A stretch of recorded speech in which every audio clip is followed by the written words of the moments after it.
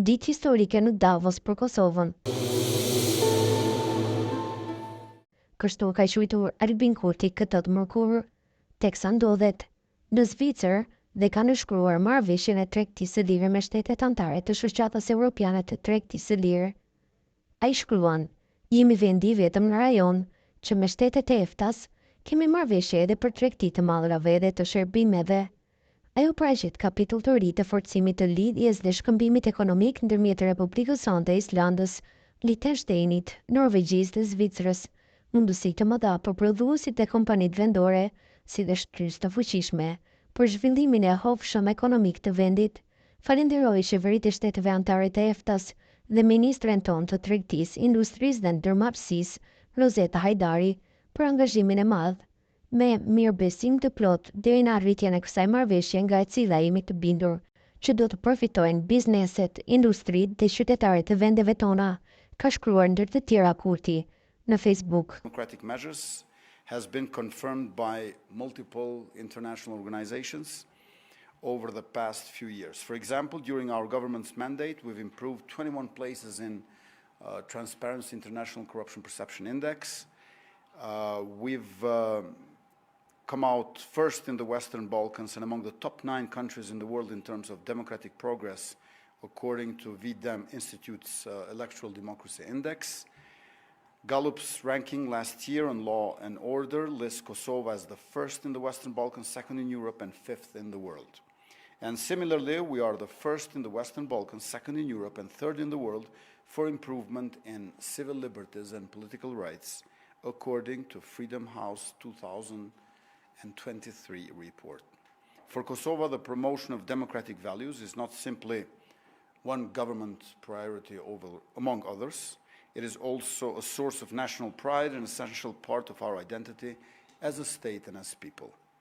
As a young and dynamic democracy, we have embraced technology as a cornerstone of our development. We are investing in digital infrastructure, education, and innovation to ensure that progress is both inclusive and doesn't leave anyone behind. In the last few years, we have made significant progress in our digital transformation journey. Last year, Kosovo achieved full broadband connectivity for all its villages, making it a leader not only in the region but also across Europe in laying the foundations for inclusive growth. The rollout of 5G is well underway, with 65% coverage within the country already achieved. Meanwhile, our innovation hubs, such as the 40-hectare Innovation and Training Park in Prizren and the Tech Park in Pristina, are becoming incubators of creativity and entrepreneurship. But transformation is not just about infrastructure, it is about people. We have awarded nearly 5,000 STEM, science, technology, engineering, math scholarships, focusing on empowering women and young people to lead the next wave of innovation. And an additional 5,000 individuals have been trained in various ICT fields through government programs supported by our development partners. On top of all of this, progress over the past few years, incorporating and developing AI technologies in our state and society is the next logical step. Kosovo is committed to a future where technology serves humanity. AI must remain a tool for empowerment, not control. We must govern it with transparency, fairness, and accountability. As we explore the possibilities of AI, we must ask ourselves, how can we ensure that its benefits are shared equitably, and how can we protect human dignity, rights, and freedoms in the age of intelligence? The answer largely lies in partnership. The challenge of AI cannot be solved by governments alone. They require collaboration with the private sector, academia, and civil society. Together we can help design AI systems that reflect our values, prioritize inclusion, and enhance the richness of human culture. Kosovo's story is one of resilience, determination, and progress. We are proud to rank as leaders in IT competitiveness in the Western Balkans and emerging Europe. But more than rankings, We are driven by the belief that technology must uphold the principles of democracy, equality, and justice.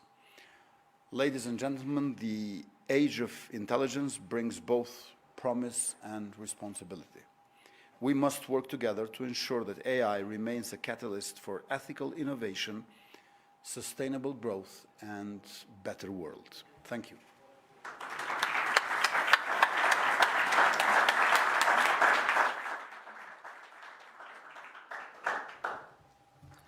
Thank you very much, Prime Minister, for that wonderful introduction. It's a great honor and a privilege for us to be here in the House of Kosovo, engaging with you as co-organizers of this activity. My name is John Tasulis. I'm the director of the Institute for Ethics in AI at the University of Oxford. The Institute was created in 2020 because of a feeling that artificial intelligence was going to be a transformative technology. It was going to cause great changes in the way that we live, and that it was very important that the humanities, in particular philosophy, have a voice in steering how these changes would take place. And we've been trying to develop over time a humanistic approach to artificial intelligence, which, as the Prime Minister indicated, is all about using AI as a tool that enables the better fulfillment of human beings and their flourishing, rather than systematically replacing human beings. Now, in this panel, we're going to discuss some profound challenges and opportunities arising from the interaction of two technologies. The first technology is artificial intelligence, which broadly relates to the use of computer-based algorithms to do things like composing a poem or diagnosing an illness, that normally require intelligence when they are done by human beings.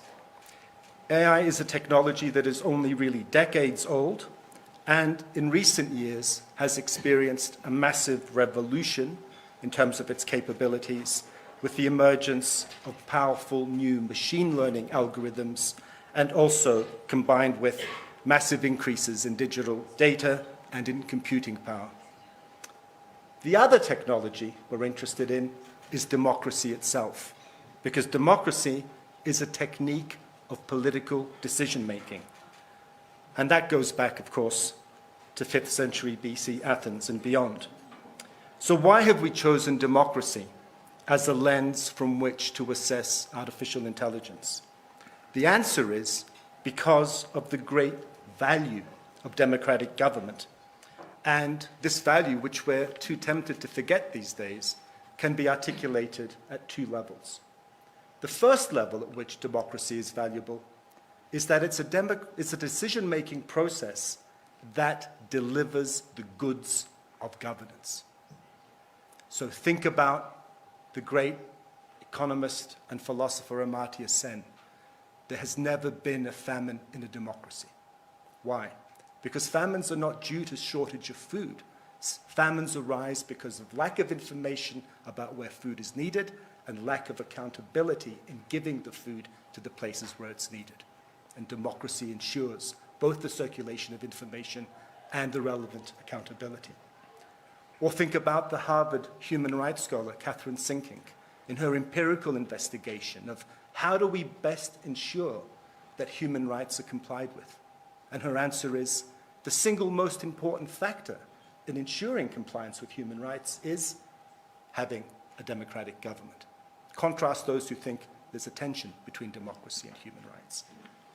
Or think about peace, obviously an important value, especially today.